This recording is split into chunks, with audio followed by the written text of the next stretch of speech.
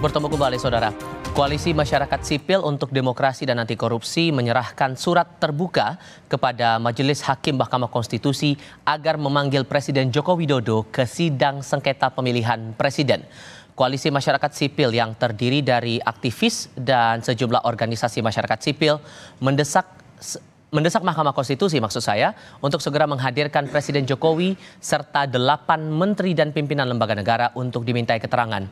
Koalisi tersebut menilai Jokowi perlu dihadirkan untuk mengetahui perannya dalam memengaruhi proses penyelenggaraan pemilu, baik terkait penyaluran bansos, pengerahan aparatur sipil negara, penunjukan penjabat-penjabat pelaksana kepala daerah hingga ketidaknetralan aparat.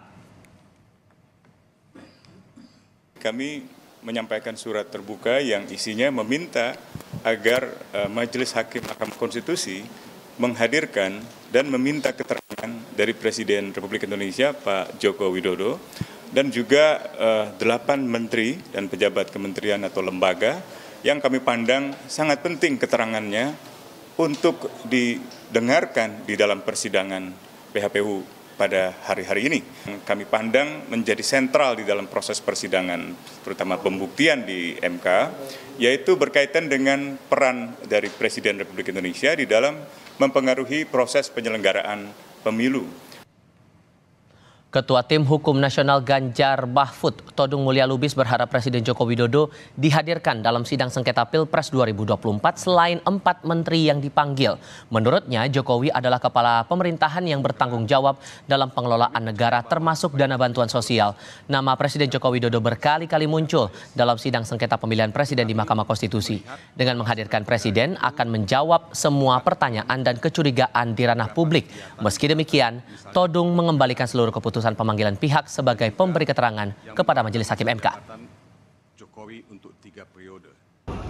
Ya, Presiden Jokowi itu kan kepala pemerintahan. Nah, kalau Presiden memang ya bisa didatangkan oleh Ketua Majelis Hakim MK, itu akan sangat ideal. Karena memang tanggung jawab pengelolaan negara ini, tanggung jawab pengelolaan dana bansos itu pada akhirnya berujung pada Presiden. Dan memang ada Menteri Keuangan, ada Menteri Sosial, ada Menko Perekonomian, tapi tanggung jawab utama itu tetap pada Presiden.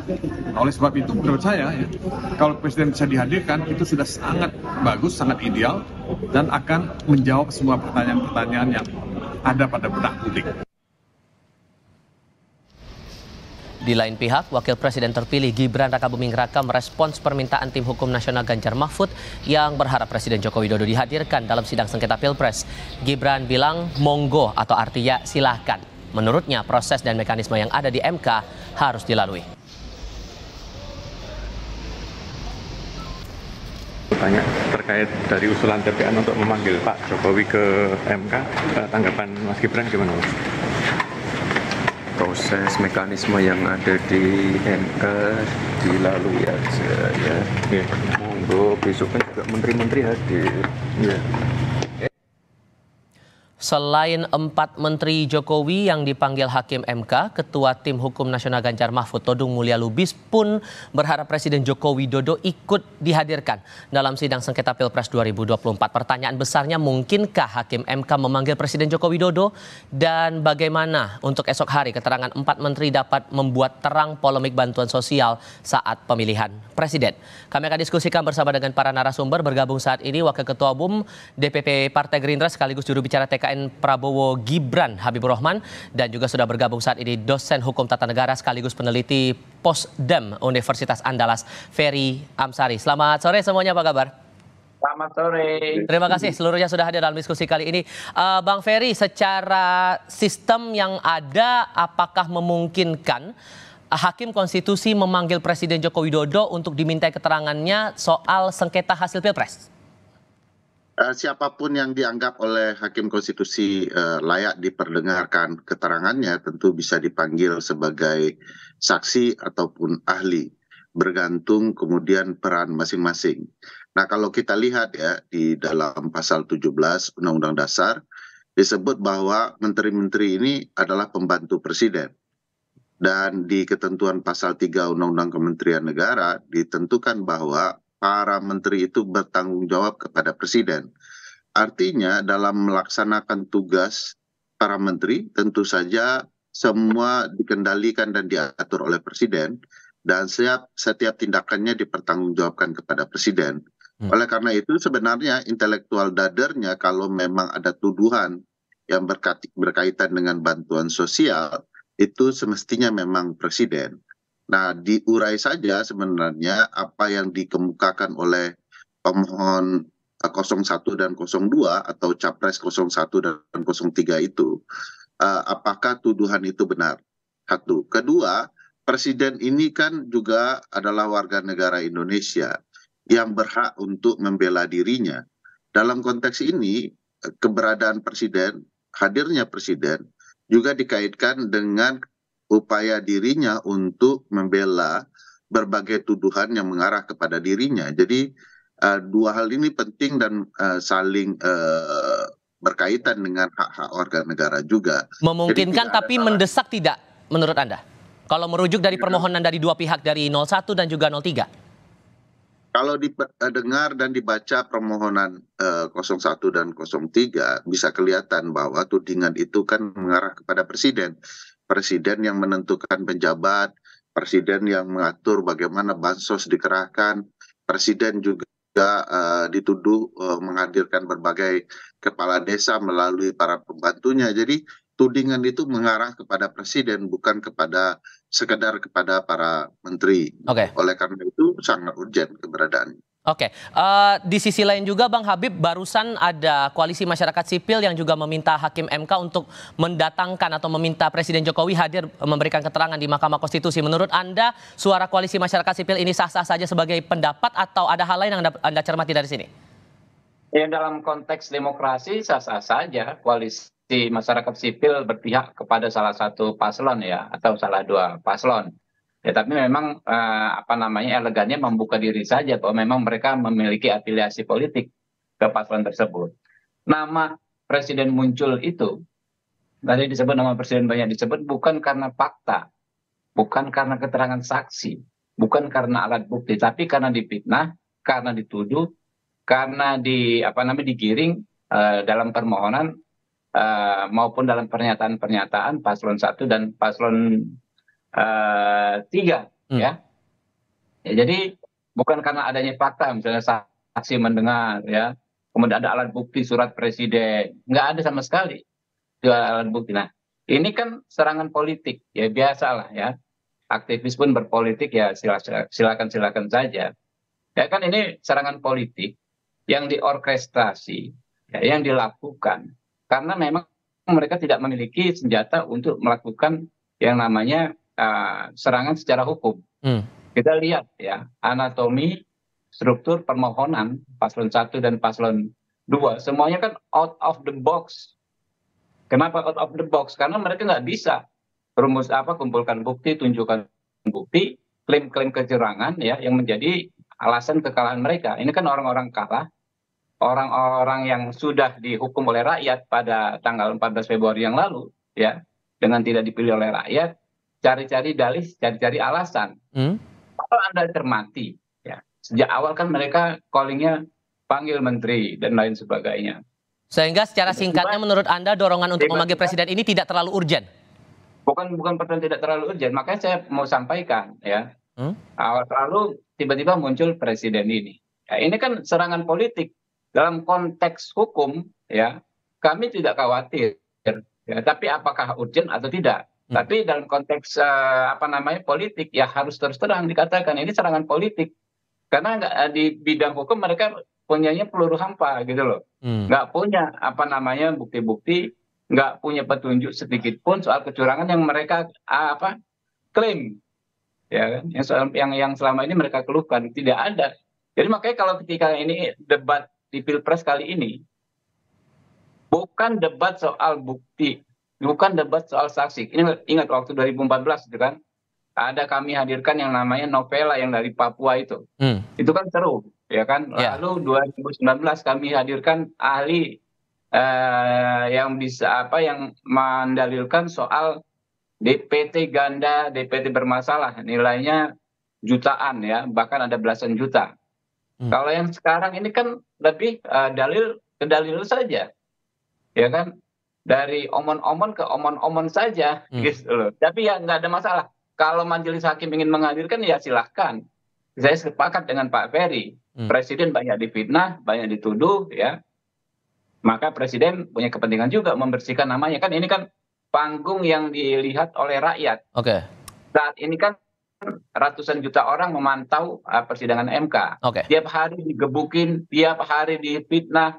Ya wajar juga Pak Presiden ya diberikan kesempatan. Kalau memang ada niatan seperti itu, menurut saya ya bagus-bagus saja gitu loh. Tapi dalam konteks hukum tidak ada sedikit pun yang mengkhawatirkan kami. Ya. Kalau Anda tanya saya selaku paslon 2 ya tidak ada sedikit pun kekhawatiran. Semakin Presiden hadir, semakin terang benderang masalah ini.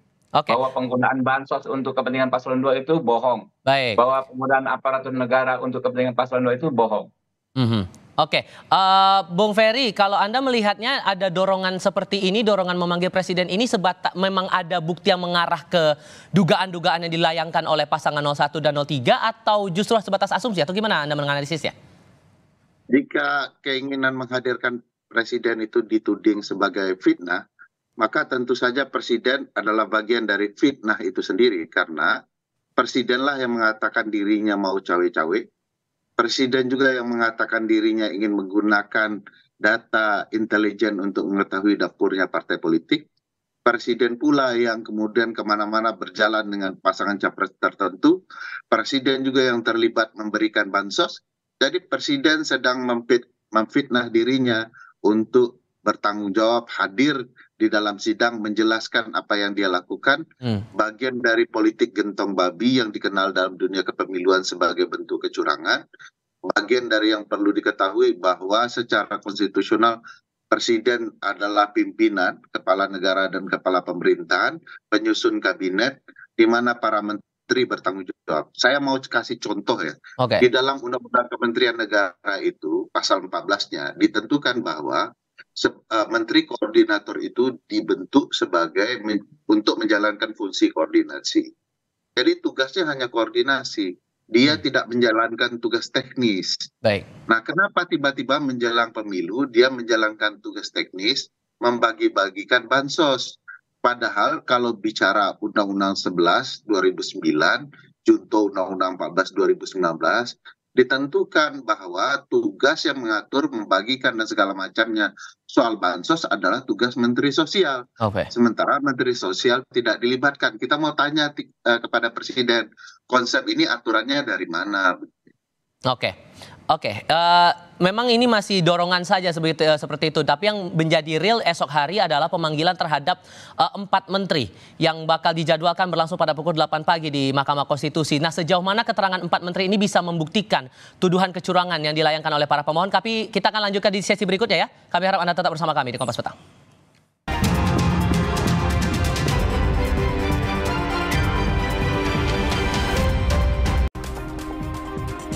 Selain masalah dorongan presiden diminta untuk memberikan keterangan juga di Mahkamah Konstitusi, hal lainnya juga yang menarik dicermati adalah esok hari pemanggilan terhadap 4 menteri di Kabinet Indonesia Maju untuk dimintai keterangannya di Mahkamah sehubungan langsung dengan sengketa yang dilayangkan oleh tim hukum nasional Anies Mohaimin dan juga dari tim hukum Ganjar Pranowo Mahfud MD. Merespons dari hal ini juga Bang Ferry, sejauh mana kemudian bisa mencermati pernyataan dari 4 menteri ini dan bisa membuktikan ada dugaan kecurangan itu tadi, Bang Ferry? Ya, kalau kemudian para pihak mencoba termasuk sebenarnya kan begini, pemanggilan para menteri itu dibatasi hanya hakim konstitusi yang bisa melakukan elaborasi berupa pertanyaan-pertanyaan. Jadi fungsi para pihak hanya menyaksikan, ini problematikanya. Sehingga itu akan menjadi indikator penting apakah mahkamah betul-betul mampu memberikan pertanyaan-pertanyaan yang akan membongkar berbagai peristiwa yang dicurigai oleh para pemohon. Pada titik lain, jika mahkamah kemudian tidak mampu menggali, para pihak tidak diberikan kesempatan untuk memberikan pertanyaan yang bagi saya sangat penting untuk dilakukan, dan itu adalah hak mereka di dalam proses pengadilan. Jadi agak janggal juga sifat mahkamah membatasi bertanya, padahal ini saksi-saksi yang memiliki hak yang sama di hadapan hukum, meskipun jabatannya menteri dengan saksi-saksi yang lain. Oleh karena itu, besok akan sangat bergantung kepada MK. Satu, apakah pertanyaan itu akan bisa memperlihatkan telah terjadi kecurangan, atau akan mengarah bagaimana perbuatan curang dilakukan selama pemilu, dan kemudian bagaimana kebijakan dan peran berbagai penyelenggara negara, terutama juga presiden, dalam menentukan politik gentong babi, terutama dana bansos digelontorkan. Oleh Sebagai karena pengetahuan itu, umum juga Bang Ferry, sebetulnya untuk pemanggilan menteri ini kan dari pihak mahkamah kan, tidak mewakili dari pihak pemohon maupun juga termohon begitu. Apakah sepenuhnya pertanyaan itu akan datang dari mahkamah atau bisa dari pihak lain juga yang ikut terlibat dalam sidang itu? pemanggilan awal dilakukan oleh para pemohon, tetapi mahkamah mengambil alih. Mereka lah yang akan melakukan pemanggilan. Tentu saja itu jauh lebih kuat ya, mahkamah memanggil. Cuman mahkamah menentukan bahwa hanya mereka yang boleh bertanya. Nah, ini problematika tersendiri ya. Mahkamah tidak memperkenankan pihak-pihak untuk bertanya. Kan sebenarnya pihak Bang Habib juga punya hak ya untuk memberikan pertanyaan, mengkonter hal-hal yang sebelumnya patut diduga itu adalah perbuatan curang. Oke. Jadi semua pihak sebenarnya harusnya diberikan kesempatan bertanya. Oke, di sisi lain juga sudah ada respon dari menteri-menteri yang akan dipanggil esok ini, termasuk salah satunya adalah Menteri Sosial Tri Risma hari ini. Ia menyatakan siap hadir memenuhi panggilan MK untuk diminta keterangannya dalam sidang esok hari. Kita coba dengarkan terlebih dahulu ya Bang. Itu aja. Aku ngomong apa ya, aku nggak tahu besok ngomong apa. Ditanya apa belum tahu. Tapi besok pasti datang ya. Ya datang lah, diundang lah. Insya Allah. Ya nggak tahu, aku belum tahu pertanyaannya. Iya kan, tergantung pertanyaannya toh. Partai sendiri ada arahan itu Bu? Nggak ada, nggak ada. Kalau dari Pak Jokowi? Nggak ada. Di satu sisi dari pemohon menyatakan bahwa ada imbas bansos yang mempengaruhi suara dari pemilihan presiden. Tapi di sisi lainnya juga dari pihak terkait menyatakan bahwa ya ini tidak ada kaitan sama sekali terutama dengan bansos. Melihat dinamika ini terutama dipanggilnya Menteri Sosial dalam sidang esok hari, gimana dinamikanya menurut Anda Bang Ferry? Ya biasalah ya antar para pihak tentu membangun argumentasi masing-masing. Tetapi secara ilmiah dan bukti-bukti konkret yang ada, sebenarnya sulit dipungkiri bahwa politik gentong babi yang berupa penyerahan atau pembagian dana insentif negara untuk pihak-pihak tertentu dapat terpilih kembali memang di dunia juga terjadi dan dikenal sebagai bentuk kecurangan yang memanfaatkan dana negara. Jadi sebenarnya konsep bansos, BLT, PKH dan lain-lain sebagai politik gentong babi memang dikenal jamak oleh teman-teman kepemiluan sebagai bentuk kecurangan. Nah besok saya yakin ya mahkamah juga mengenal konsep ini sebagai bentuk kecurangan dan kalau diingat kasus beberapa di pilkada ya, Seibu Raijua dan Kota Waringin yang dulu pernah terjadi, konsep-konsep gentong babi dalam bentuk-bentuk yang kurang lebih sama juga terjadi. Oleh karena itu tinggal besok mahkamah melakukan pertanyaan-pertanyaan yang bisa mengungkap fakta-fakta. Misalnya kenapa yang digunakan data untuk pembagian bansos bukanlah data dari Kementerian Sosial tetapi malah kepada kementerian koordinator tertentu yang bukan tugas mereka secara undang-undang dan ketentuan yang ada. Nah ini kan pertanyaan penting yang bisa memperlihatkan bagaimana dana insentif berupa bansos itu ditimpangkan untuk kepentingan pemilu. Oke, saya coba ke Bang Habib kembali kalau begitu. Bang Habib masih mendengar suara saya Bang? Oke, Bang Habib, besok ini kan 4 menteri dipanggil oleh Mahkamah Konstitusi. Dan salah satunya adalah menteri yang terafiliasi dengan 02, Pak Erlangga Hartarto. Apakah ini tidak akan menjadi tantangan nanti saat akan digali atau mendengar keterangannya? Sejauh mana nanti akan mencermati keterangan itu? Ya, yang saya pahami besok itu kan pemberi keterangan, ya bukan saksi. Nah, karena itu dalam konteks konflik kepentingan saya pikir tidak relevan. Begitu juga kan ada Ibu Risma kan menteri dari PDI Perjuangan ya, nggak akan ada masalah.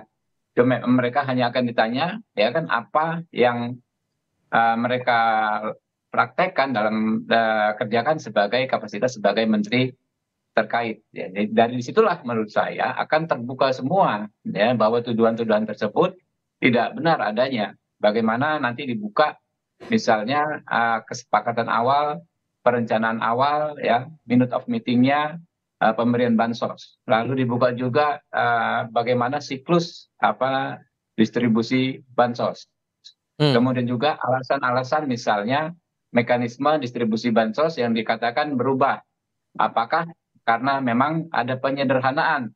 Kalau dulu kan penyederhanaan ini yang saya dengar karena ada kasus tipikor ya, di mana Menteri Sosial sebelum Bu Risma ya juga kader partai politik tertentu tertangkap tangan melakukan korupsi dana bansos, dan masih banyak kasus-kasus terkait bansos yang memang belum selesai. Apakah penyederhanaan itu ya kan ya semacam shortcut itu alasannya itu nanti sama-sama kita dengar. Sehingga kalau saya sih ya saya kan di DPR, saya tahu banget ya bagaimana soal bansos dan lain-lain ini gitu loh. Bagaimana disepakati di komisi berapa, partai-partai apa saja, kemudian ketika implementasi juga bahkan di level pileg, saya tahu persis ya ada kekuatan-kekuatan tertentu yang menikmati memang mengklaim bansos ini, bahkan secara administrasi. Beda dengan pilpres ya, di mana persaingannya adalah persaingan ideologis. Ketika pileg ada oknum-oknum yang mengadministrasi distribusi bantuan, bukan hanya bansos sebetulnya. Sehingga Anda meyakini bersama dengan teman-teman tim pembela Prabowo Gibran, keterangan 4 menteri ini tidak akan sepenuhnya menjawab permohonan dari para pemohon soal adanya dugaan bansos terkait dengan hasil pilpres itu? Justru kalau itu kan sudah terbantah hari ini terang benderang ya. Hasil berbagai macam analisa ilmiah, teman-teman ada Litbang Kompas, saya kan pasti dibuka oleh Pak Kodari, Pak Hasan Nasbi, tidak ada kaitannya. Karena bansos misalnya di luar negeri kami menang juga gitu loh. Cukup telak gitu loh, padahal nggak ada bansos ya. Banyak asumsi yang hal-hal yang berbau asumsi kan gampang mematahkannya juga dengan asumsi argumentasi yang lebih kuat. Itu gampang, tapi kalau mau faktual, mau sesuatu yang reasonable secara faktual memadai, memang keterangan para menteri ini besok justru akan ya memperkuat bahwa tuduhan-tuduhan tidak benar, memperkuat dalil kami justru. Oke, Bung Ferry singkat saja untuk sebagai penutup diskusi kali ini. Apa yang akan Anda harapkan nanti dari pemanggilan 4 menteri ini? Ya tentu saja pemanggilan ini membuat terang ya berbagai hal sehingga tidak timbul sakwa sangka, sehingga yang tampil di dalam persidangan adalah fakta-fakta yang konkret yang memperlihatkan kebenaran sesungguhnya. Dan mudah-mudahan kita diselamatkan oleh Mahkamah Konstitusi, demokrasi kepemiluan kita, dan kehadiran mereka betul-betul juga akan menyuarakan betapa bermasalahnya pemilu 2020. Besok pukul 8 pagi di ruang sidang pledo Mahkamah Konstitusi. Terima kasih Bang Ferry dan Bang Habibur Rahman juga terima kasih sudah berdiskusi bersama kami. Selamat sore semua.